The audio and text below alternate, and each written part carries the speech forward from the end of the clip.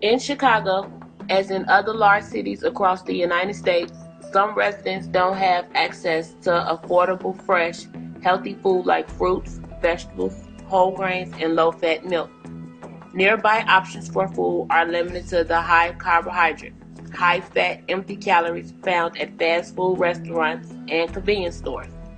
They live in food deserts. Food deserts can be found primarily in low-income neighborhoods, and in Chicago, they overwhelmingly affect African American and Hispanic neighborhoods. And the people living in these Chicago neighborhoods are more likely to suffer from debilitating food-related illness like type 2 diabetes and obesity, and children are at higher risk. Charlotte Skiles, a clinical herbalist and nutritional consultant, believes that the effects from the consumption of processed foods that are regularly found in convenience stores, which are in abundance in food desert neighborhoods, go far beyond expanding waistlines. The foods that we eat become us. They affect the structure of the body, which then affects the function of the body. So the effects for a child is that many of them will have mood disorders, and behavioral problems are epidemic at this point in time. And a lot of that has to do with what children are eating. But food deserts affect more than individuals. They affect the community as a whole. We talked to a few people about food deserts and what they saw in their own neighborhoods. You know, I never thought about it like that, a food desert. Yeah, well, you know what? I guess I am in a food desert because, I remember back in the day when we used to have stores on almost every corner.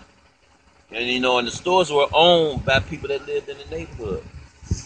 Because, as a matter of fact, my mom's owned a store in the neighborhood on the corner, just a few blocks from here. And now that I look around, even the stores that I see around here now, they're not even owned by the people that live in the neighborhood, most of them. Others that we spoke to had ideas for solutions.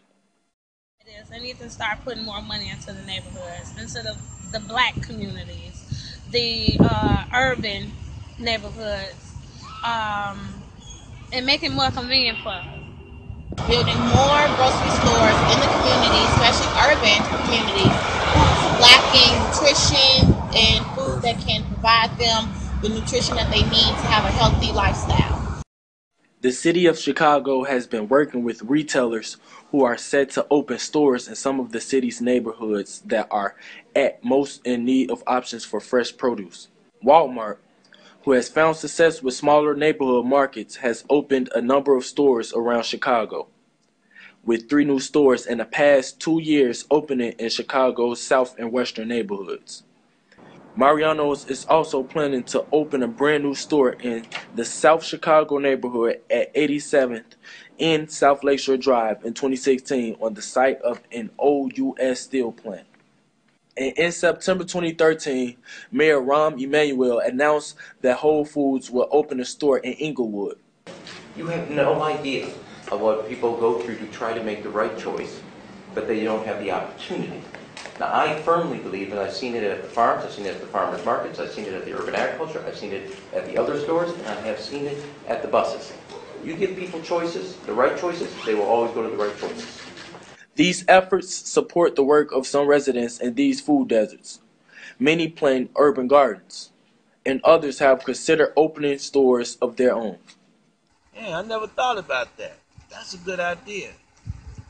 Because, I got a little experience with that, so that just might work, So I don't really have the time to run it, but if I can get it started, I can let somebody work, give them a job in the neighborhood, and they can run the store for me.